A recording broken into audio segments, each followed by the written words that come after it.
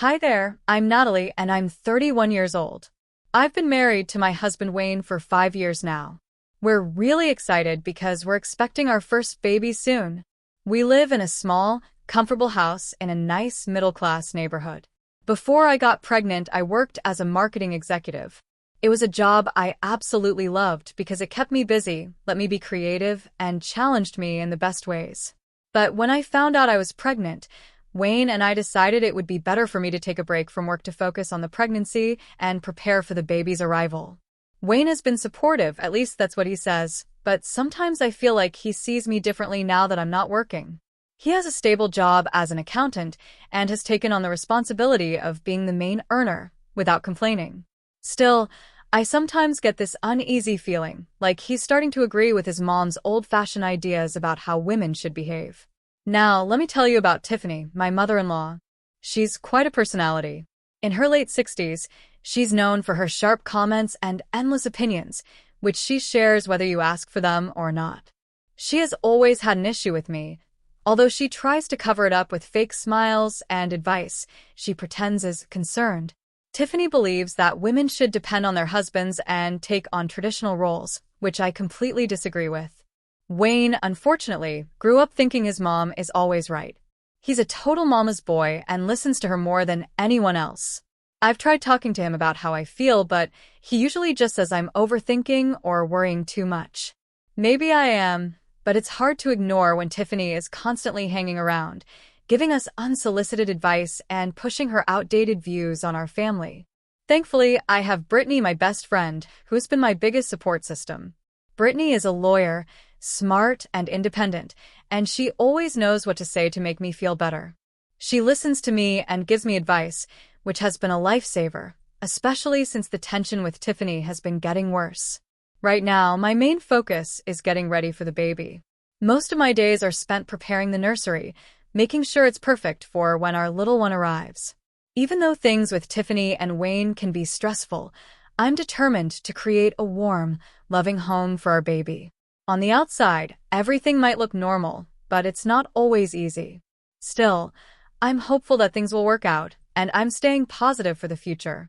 Lately, I've been thinking a lot about my career, how much I miss it, and how I worry that Tiffany, my mother-in-law, thinks I'm useless now that I'm staying home. One afternoon, I found myself reflecting on this during a rare, quiet moment. The house was still except for the soft hum of the refrigerator, and I was folding laundry in the living room, trying to push away my nervous thoughts about Tiffany's upcoming visit. She has a habit of showing up unannounced, always ready to offer her critiques, whether I ask for them or not. Sure enough, the doorbell rang, and there she was. Her sharp eyes scanned the room like she was hunting for something to pick apart. "You know, Natalie, it's a shame to see you like this, just wasting away at home," she said. Her words stung, but I tried to stay calm and keep my voice steady. "Tiffany, I'm pregnant. Not incapable," I replied. "I'm just taking a break from work for now." She crossed her arms, her expression sour. "But you're not contributing, are you? My son is the one bringing in all the money. What exactly do you do all day?" I clenched the shirt I was folding, biting back the urge to snap at her. "I'm preparing for your grandchild, Tiffany. That's not doing nothing." My voice was firm but controlled, hoping to end the conversation there. She scoffed loudly, her disapproval clear. "Preparing? It looks more like you're lounging around while Wayne works all day, only for you to spend his money." Before I could even respond, she stormed off upstairs. My heart was pounding as I followed her, unsure of what she was planning. When I reached our bedroom, I was horrified to see her pulling open drawers and slamming closet doors. Without warning, she began throwing my clothes out the window. "My son is the breadwinner, and you're useless," she shouted, grabbing another handful of my belongings and tossing them outside. I stood there, frozen in shock, as she continued her rampage.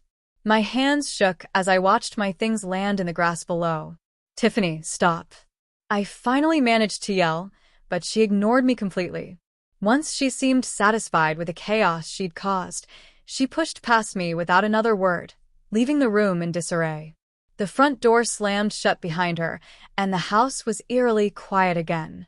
When Wayne came home, he found my clothes scattered across the lawn.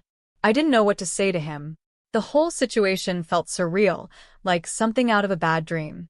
I was shaken to my core, wondering how things had gotten this far, and how I could ever set boundaries with someone so determined to tear me down. I was still trying to make sense of everything when Wayne came home. He walked up to the house, his face tense and confused as he looked at the mess outside. "Natalie, why is all your stuff on the lawn?" he asked, his voice filled with both surprise and concern. "Your mother," I managed to say, my voice shaky as I tried to hold back tears. "She thinks I'm useless." Wayne sighed deeply, the kind of sigh that seemed to carry all the weight of the world. "Look, Natalie, Mom can be a bit much sometimes, but maybe you should try to see things from her perspective," he said. His words hit me like a punch to the chest. "From her perspective?" "Wayne, she threw my clothes outside." "How can you think that's okay?" He was already shaking his head, brushing off my reaction. "She's stressed too. We need to be understanding." Understanding? The word echoed in my head, cruel and mocking. It felt like he was defending her actions instead of supporting me. While he went to pick up my scattered clothes, it felt more like he was cleaning up for her than standing by my side. Later, I called Brittany, my best friend, and the tears I had been holding back finally spilled over. "She threw my things outside, Brittany. In front of everyone. And Wayne, he just took her side," I said, my voice breaking. Brittany's reply was firm and full of warmth. "Natalie, this is not okay. You know that, right? You can't let her or Wayne keep treating you this way." "What can I do?" "He's my husband," I replied, feeling helpless.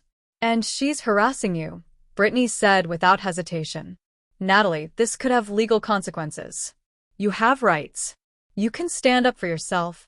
Her words gave me a tiny spark of hope, a flicker of strength I hadn't felt in a long time. I wiped away my tears, my heart beginning to steady. "You're right," I said. "I can't keep living like this. I have to do something." "Start documenting everything," Brittany advised.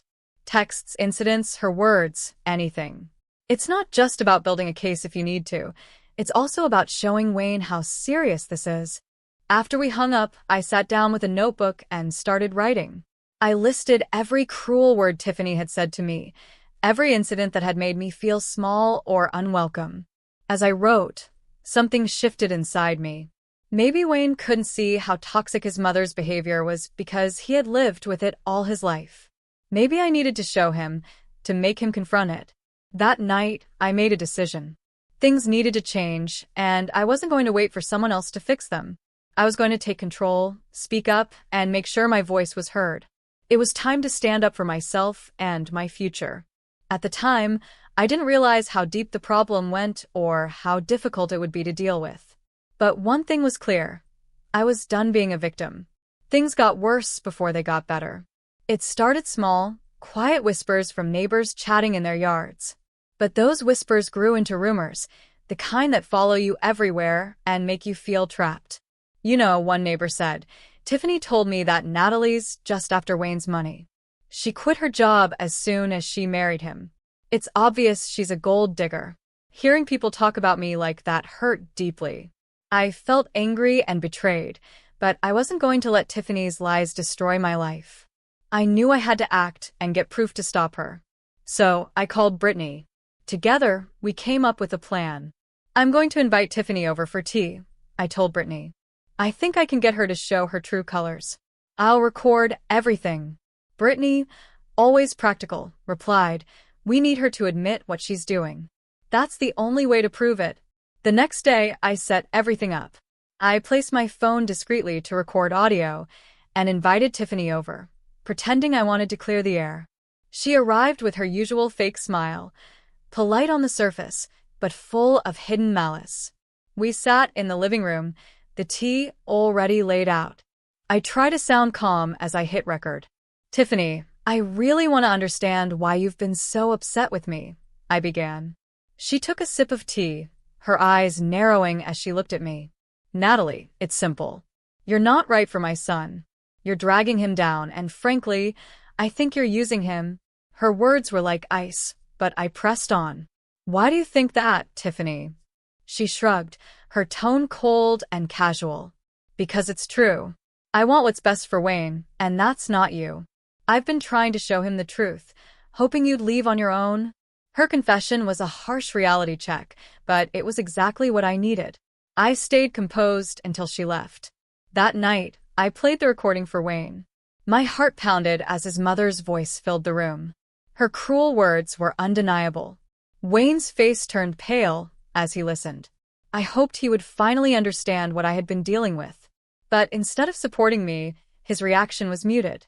He seemed conflicted, caught between his loyalty to me and his fear of upsetting his mother. It wasn't the resolution I hoped for, but I knew this was only the beginning. I had taken the first step to stand up for myself, and I wasn't going to stop. Change would take time, but I was determined to fight for my happiness and my family's future. His next words broke what little trust was left between us. Natalie, why would you do this? It feels like you're trying to manipulate me against my own mother, Wayne said, his tone filled with accusation. His words cut deep, sharper than I expected. Wayne, she admitted to trying to break us up. How can you not see what's happening? I pleaded, desperate for him to understand. But he just shook his head, trapped in his denial. I need some air, he muttered before walking out, leaving me alone to face the crumbling pieces of our marriage. At that moment, it became painfully clear Wayne would never fully stand by my side. Not when it came to his mother. Feeling defeated, I picked up the phone and called Brittany. It's time, I told her. I want to file harassment charges against Tiffany. And I think I need to file for separation from Wayne.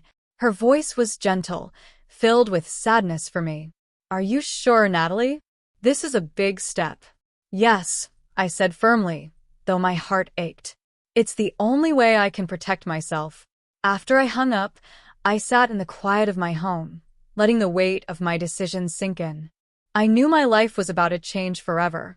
This wasn't the life I had dreamed of when Wayne and I got married, but as I looked around the house, I realized it hadn't felt like a real home in a long time. It was time to move forward. 2 months later, I found myself in a courtroom. The room was silent except for the shuffling of papers and hushed voices. Sitting next to Brittany, I felt a mix of nervousness and determination. Across the room, Tiffany sat with her usual defiant expression, her face a mask of stubbornness.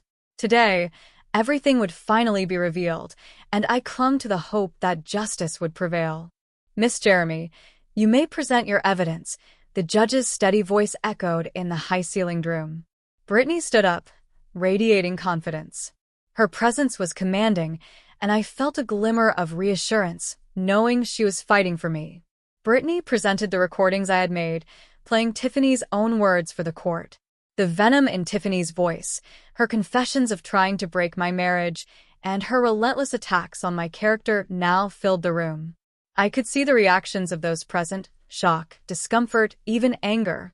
Finally, the truth was out in the open, and Tiffany could no longer hide behind her fake smiles and polite facades. As I sat there listening, I felt a sense of release. I had done everything I could to stand up for myself. No matter what happened next, I knew I had taken the first steps toward building a better future, one where I wouldn't let anyone tear me down again. Whatever the outcome, I was ready to rebuild my life, stronger than before. Brittany began presenting all the evidence we had gathered: months of harassment, recordings of Tiffany's cruel words, testimonies from neighbors, and even a video showing Tiffany throwing my belongings out onto the lawn. Each piece of evidence felt like a weight being lifted off my shoulders. Tiffany's toxic behavior, which had once made me feel trapped, was now being exposed for everyone to see. Instead of holding me down, her actions were now helping to free me. Ladies and gentlemen, Brittany addressed the court, her voice calm but firm. It's clear that Mrs. Walters' actions were deliberate and harmful. Her goal was to drive my client to a breaking point. We seek a restraining order and damages for the severe emotional distress she caused. Tiffany's lawyer tried to defend her by painting her as a concerned mother who was only looking out for her son. But the evidence was overwhelming. The recordings, testimonies, and video made it impossible to deny what she had done. When Tiffany took the stand, her usual confidence seemed to crack under the weight of her own admissions. I just wanted what was best for Wayne, she said, her voice trembling slightly. She glanced at me, and for the first time, I thought I saw fear in her eyes. It was hard to feel sympathy after everything she had put me through. The judge didn't take long to make a decision.